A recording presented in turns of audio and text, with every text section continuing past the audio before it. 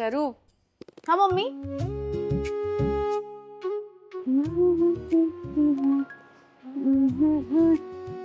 बोल ना. किती गोड दिसते ग. संध्याकाळी सगळ्या आला ना की मी दृष्ट काढणार आहे. नजर नको लागायला माझ्या मुलींना. क्या बात है मम्मी, आज एवढं कौतुक. करायलाच पाहिजे. मुली किती भराभर मोठ्या होतात आणि जातात दुसऱ्यांच्या घरी. तू पण जाशील म्हणून आधी कौतुक करून घेते. मम्मी तू परत सुरू झाली ग. बाय नंतर आता तुझाच नंबर आहे. काय तुला एवढी घाई आहे ग? हा, माझं लग्न करायची. घाई नाही ग, पण सगळं कसं वेळेत व्हायला पाहिजे. तू एवढं शिकली, नोकरी करते, मग आता लग्न. तुझ्यासाठी ना छान मुलगा शोधणार आहे मी. तू कसा इंटरव्ह्यू घेणार आहेस? हा. पहिला प्रश्न, तुम्हाला तोफखाना सांभाळायची सवय आहे का? हा प्रश्न विचारलास तर पहिले पळून जाईल तो. पळून जाऊ दे, माझ्या शरूसाठी लाईन लागेल, लाईन. शरू, कसा मुलगा पाहिजे तुला? ए मम्मी नाही माहित मला. लाजली. मी नाही लाजली, मला बघून तो मुलगा लाजेल. आणि मी नाही एवढा विचार केला कसा पाहिजे वगैरे. मग विचार कर ना. मम्मी नाही माहित मला कसा मुलगा पाहिजे ते. पण हा, मला एक माहितीये की तू आणि पप्पा जो मुलगा माझ्यासाठी पसंत कराल ना, तो मुलगा मला चालेल. तू एवढी शिकलेली, मी आणि तुझे पप्पा आम्हाला काय समजत पण नाही, आणि तरी तू आमच्या पसंतीने लग्न करणार? कोण बोललं तुम्हाला समजत नाही? तुम्हाला जितकं येतं ना तितकं आम्हाला नाही येत. तू आणि पप्पा तुमच्या परिस्थितीमधून जितकं शिकलात ना मम्मी, तितकं आम्ही नाही शिकलो अजून. आणि मला माहितीये ना तुम्ही दोघं तुमच्या मुलीसाठी काहीच चुकीचं निवडणार नाही. मग मी कशाला माझ्या डोक्याला शॉट लावून घेऊ? मी अशी मस्त निवांत बसणार, तू बोलणार शरू हा मुलगा, मी बोलणार ओके डन, करून टाकणार लग्न.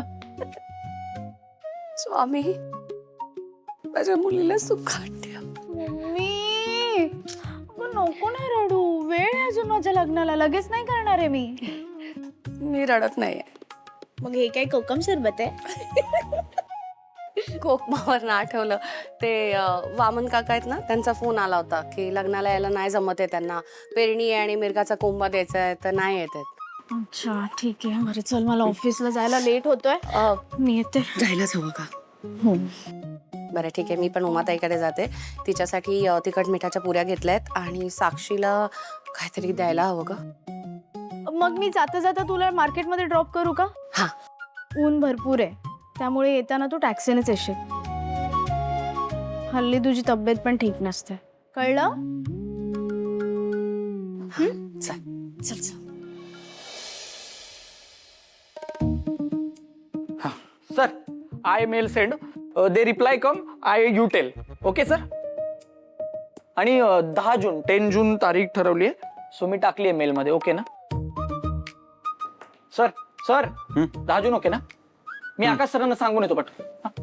तिला पाठव. तिला कोणाला सर? मिस शर्वरी, माझं पर्सनल काम आहे. ओ पर्सनल काम सर. कळलं सर, कळलं. पाठवतो. मॅक, कळलं सर, मॅक. पाठवतो.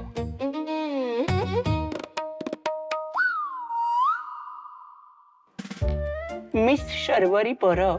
बोलो बॅटरी. आणि तुला ऑन बोलवलंय.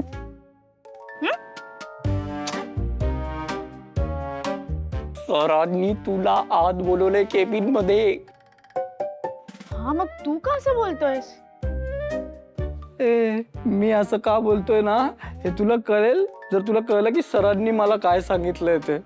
सर मला बोलले, मॅक मिस शर्वरी परब यांना आत पाठव केबिन मध्ये, माझं तिच्याकडे पर्सनल काम आहे. पर्सनल.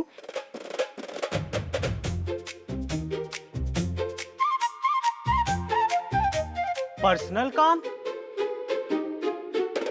सर के पास? हा ए गप्प बसा रे. हा? अरे आम्ही ते नातेवाईक आहोत ना, म्हणजे माझी बहिणी त्याची बहिणी हे? त्याची बहीण आहे आणि तिने केळवण्यासाठी बोलवलंय. तेच विचारायचं असेल सरांना. नक्की तेच ना? नक्की का काय? आले मी जाऊन. साक्षीसाठी गिफ्ट घेतलंय, भाज्या घेतल्यात, उदबत्त्या पण घेतल्यात. आता काय राहिलो? आम्ही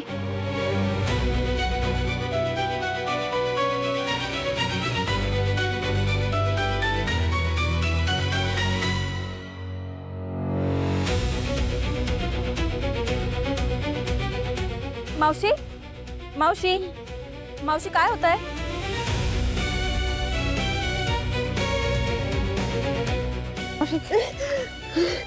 मावशी हे घे.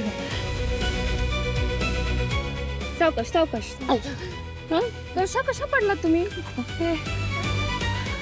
गरगर घरी फोन लावूया का आपण? मला नंबर द्या. हा मी जाते, मी जवळच राहते. अशा एकट्या कशा जाल? मी येते सोडायला. चला चला. काय शायनात? सॉरी सर, असं कोण निरोप पाठवतं?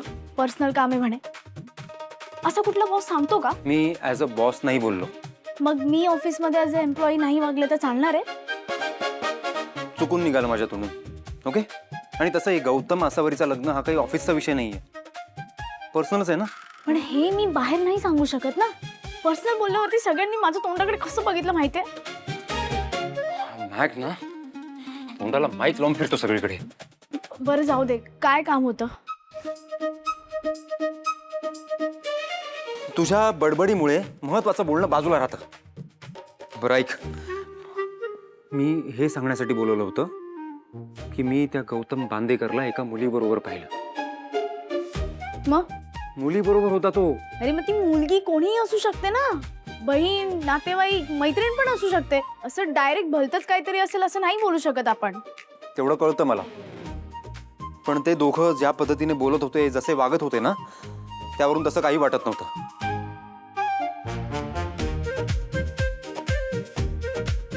आता मी बोलतोय म्हणून पटत नाहीये का तुला?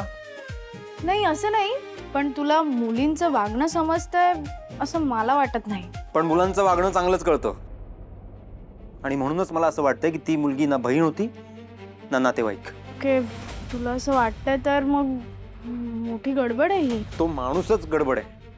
हे बघ, हे जर खरं असेल ना तर आपल्याला फक्त डाऊट घेऊन चालणार नाहीये. म्हणजे एवढा मोठा आरोप करायला आपल्याकडे काहीतरी पुरावा लागेल, नाहीतर तोंडावर पडू आपण. मग पुरावा शोधावाच लागेल.